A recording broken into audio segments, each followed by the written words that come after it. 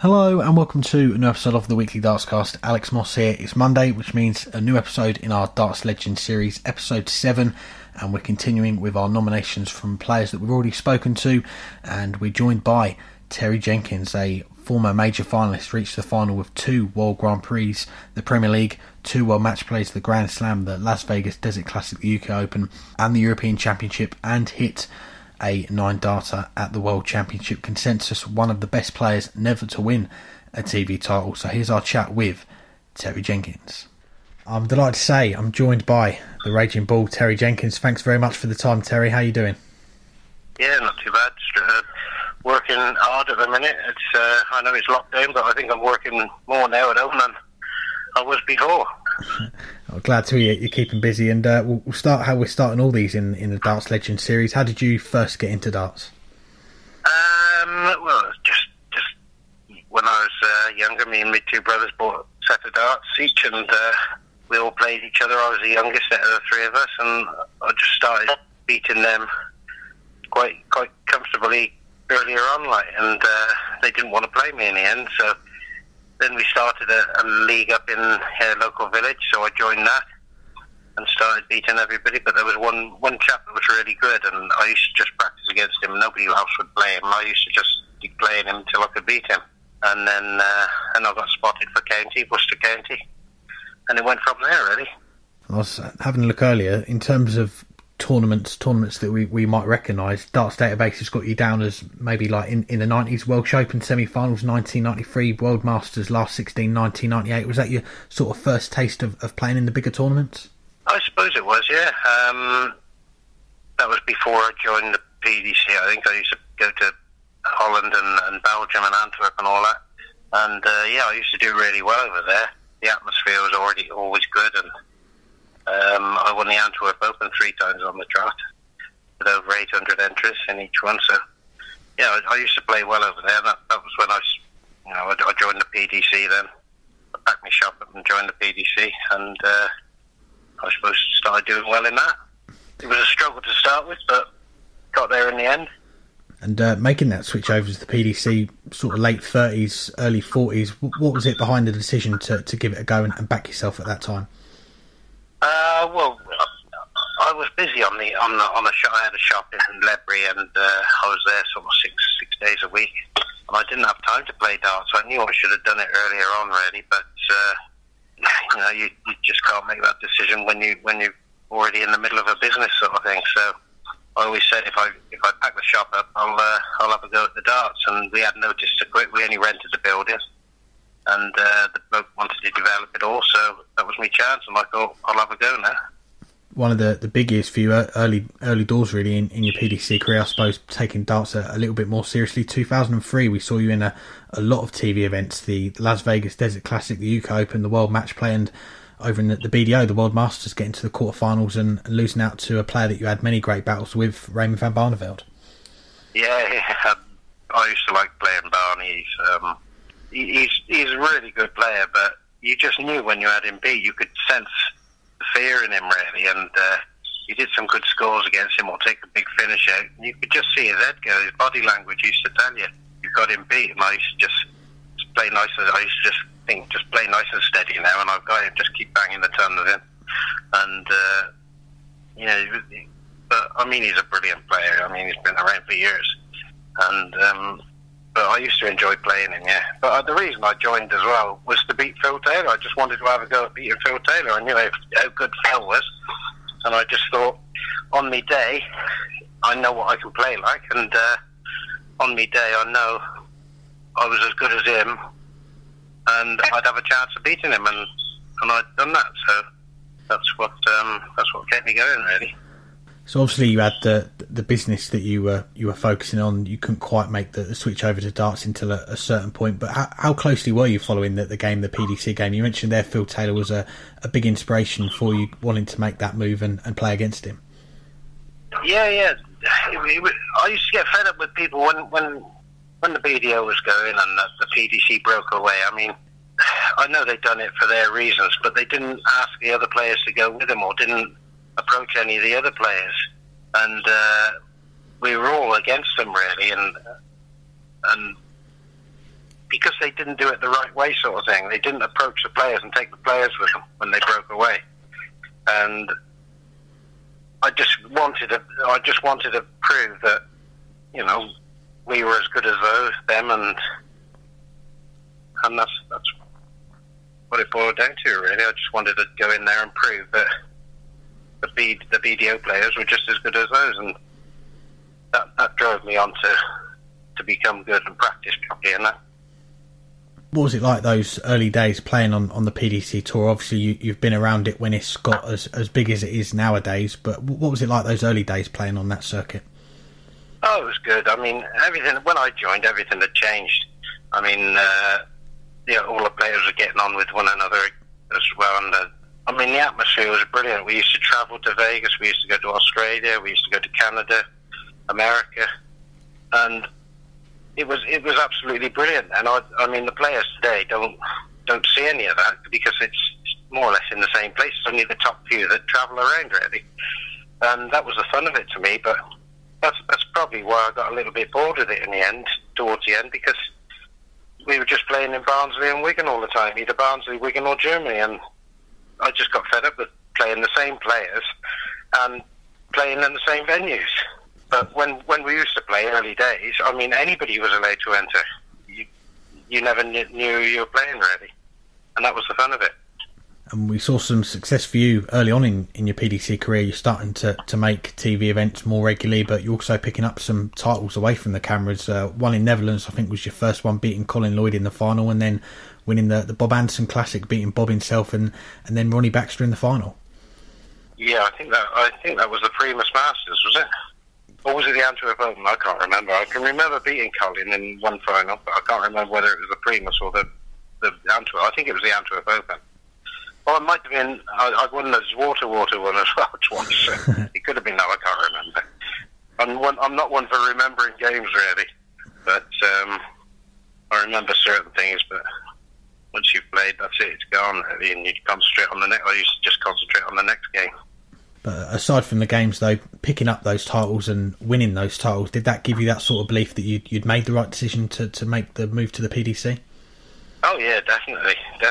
I always knew I was good enough to get in the top 10. I always said I'll get in the top 10 if I join the PDC. I'll get in the top 10 because I used to watch those players and I knew I was as good as they were, sort of thing. So, and I always used to keep on to Andy Smith to join. I said, Andy, go to the PDC, and he wouldn't listen to me, and I made the decision to go myself in the end, but never regretted it. Never ever regretted it. Your first PDC World Championship 2005, so only a couple of years really on the circuit. You were playing in the biggest tournament there is in the PDC at the Circus Tavern. How special a moment was that for you to play in that tournament, the biggest one there is for the first time? Yeah, well, it was a bit funny for me, really, because, I mean, I never joined till later on. I was in my late 30s when I joined, I suppose, and it was a bit of a strange feeling to go up there playing in something like that. And when I used to just watch all those players on the TV, and you used to have to pinch yourself, really, to think, am I really here, sort of thing. Yeah, but it was absolutely brilliant. Yeah, I felt for a while that I didn't fit in, sort of thing. But Peter Manley had a word with me and kicked me up the backside, and he said, the trouble is with me, he said, you concentrate on trying to be one of the big boys when you don't realise you are one of the big boys. And I had to think about what he said, and he was right, really, I suppose. So everything went well after that, after he had a word with me and said that, really. Did that come before your first major final in the World Grand Prix? Because obviously you beat him in the semi-finals to make that move. Was that something that he'd said a little while before then? He did. He said it quite early on when I joined the PDC. Yeah, I started doing well in competitions, but yeah, I used to, he did say that to me quite early on in my career, and it did give me a kick up the backside, really, and make me realise, yeah, he's right. Why go up there being frightened of a player? It's Dennis Priestley or it's Phil Taylor, and after that, I was never frightened to play any of them because I knew I was just as good. And him telling me that done me a lot of good, yeah. And your first major final, that World Grand Prix 2006, some big wins along the way, but What was it like that week, getting to the final, your first TV final, and playing against one of the players that you mentioned there, Phil Taylor, in the final, in a big TV final like that? That must have been nice to do. It was frightening.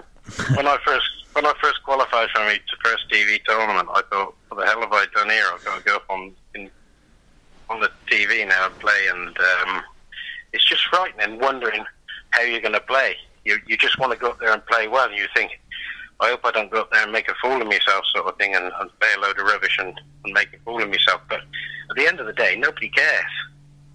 You just get up there, and as long as you do as well as you can, you play to your best ability. That's all that anybody worries about. But it's just you that worries that you're going to make a fool of yourself.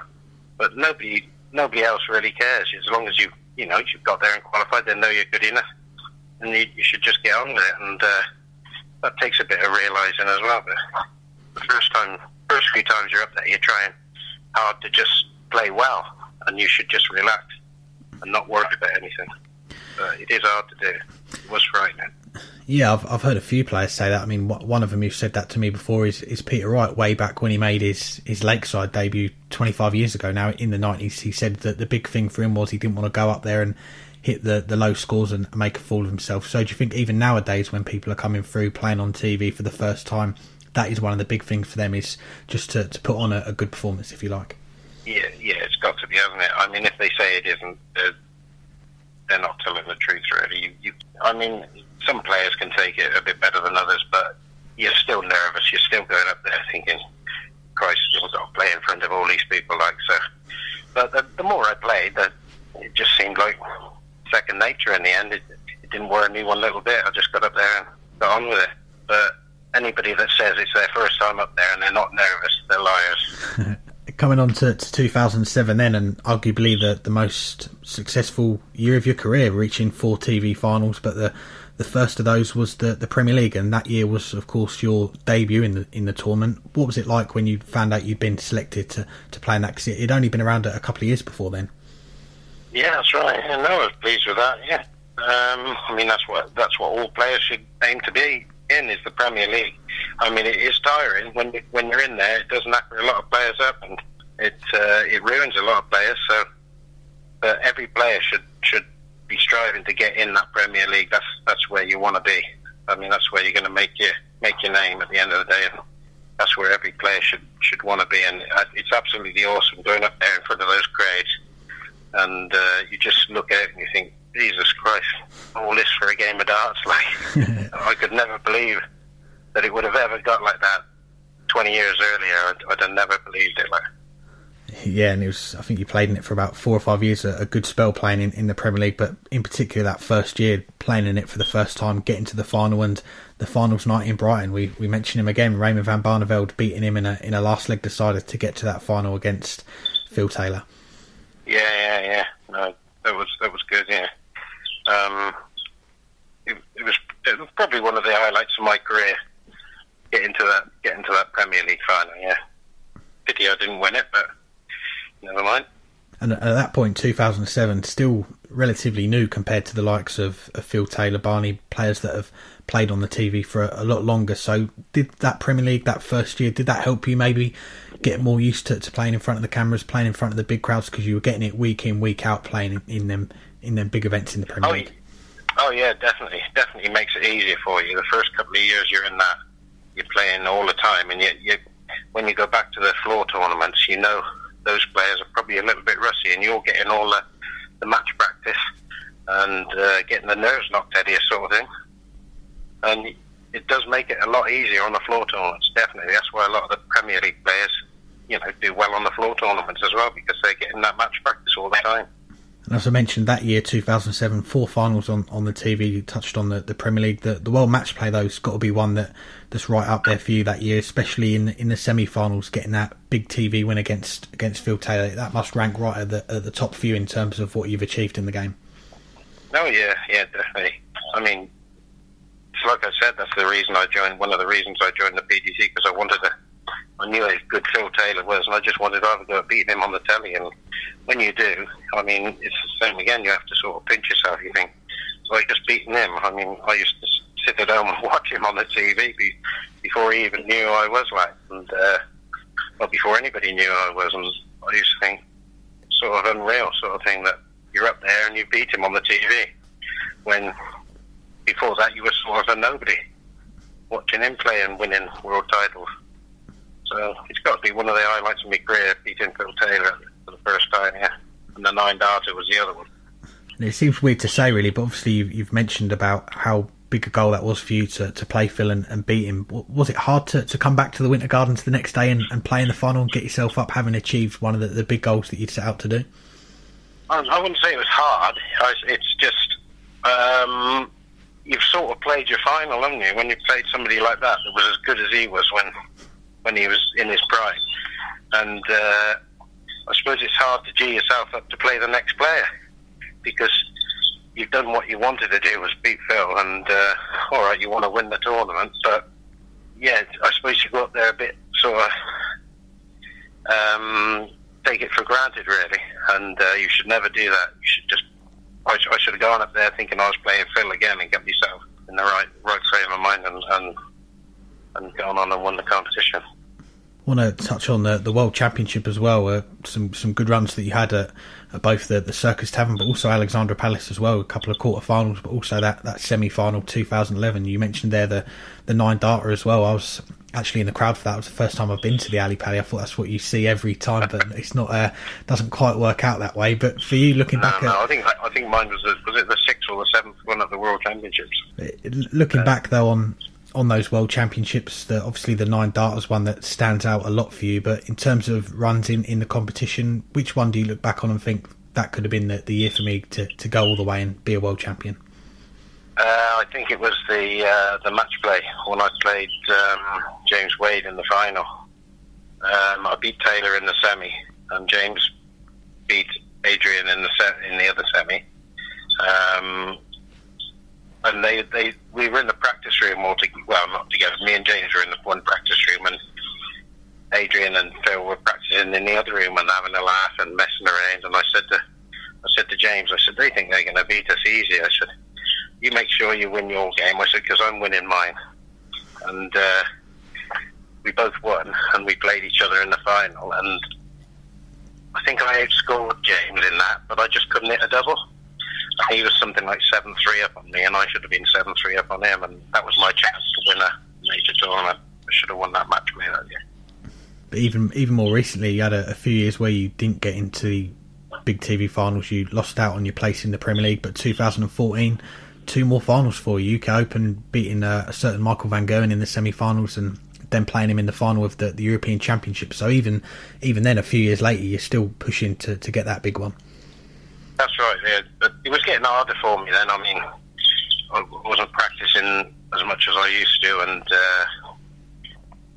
I'd had to play, I think it was three or four games that night, three games, I think, in that day.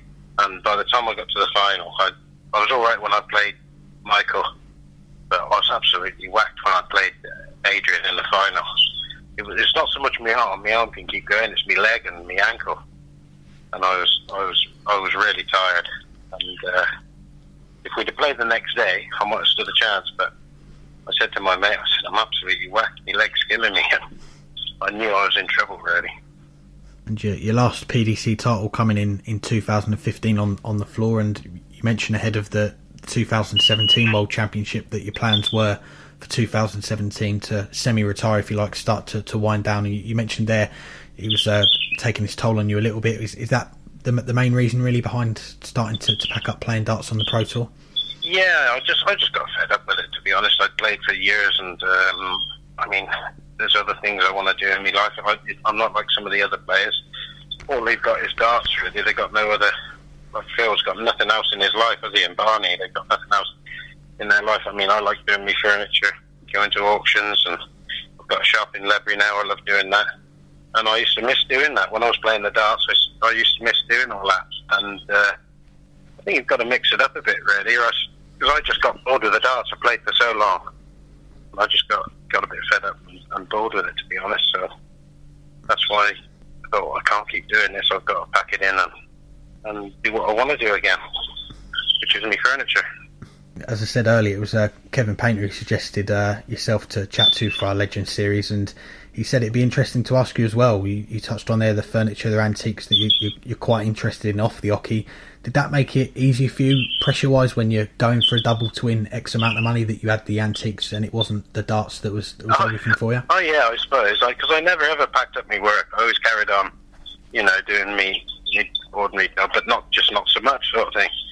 So I never ever lost the interest in that. And that's what, I suppose, it wasn't everything to me to win that money, whereas some players, they've got to win to pay their mortgage. They've got to win so much to pay their mortgage. Darts was always a hobby to me, really. It was just a bit of a hobby. And to make as much money as I have done it out of your hobby, I mean, you can't go wrong, can you, really? I never ever treated it as my main job. Looking at darts now, then obviously you've got a lot on going off the hockey. You're not playing on the tour anymore, but in terms of exhibition, playing at home, are you playing much at all nowadays? No, I haven't picked my darts up for about 2 months now, but I've still been doing a few exhibitions. But I mean, I've had a couple cancelled since this lockdown thing's been on. But I don't do many. I've been to Ireland a couple of times. So at Germany with Ian White last year, and I've done a few, but I don't want too many, to be honest. But probably 2 a month would do me. If I got 2 a month, that would suit me. And we're finishing up all our Legends interviews by asking a couple of questions. Firstly, on the future of darts. You've been involved with the BDO early doors and then the PDC. Where do you see the future of darts, obviously, once this lockdown and the virus has passed? Oh, it'll kick back in, same as it was before. I can't see it going any further, really. How much further can it go? I think it's at its peak at the minute, isn't it? And I think it'll stay like this for quite a long time. And I can't see people getting fed up with it, because there's new players coming through all the time, and that's what keeps people interested. So, yeah, I think the future's good. Definitely. And lastly, when you look back at your career in darts, when you're asked what's your favourite moment, the one that you look back on most fondly, what's the memory that stands out most for you? Well, there's two, really. I suppose beating Phil Taylor for the first time, which is what I always wanted to do, and the 9-darter in the World Championships, because it was in the World Championships. That's the two main things. Terry, it's an absolute pleasure to chat to you. Thank you very much for your time. We really appreciate it, and wish you all the best for everything you've got going on for the rest of the year. No problem. Thank you very much. Thanks to Terry for joining us. That's about it for another episode of our Darts Legends series. Hope you enjoyed it. We'll be back next Monday with another episode, joined by Bobby George. Before then, though, you can catch us on Thursday, another episode in our Riley's Lockdown Challenge series, brought to you by Matthew Keenan, the Darting Nerd. A few more chats with some former Riley's UK Open qualifiers, so keep an eye out for that. Thanks for listening again, and until next time, hang tight.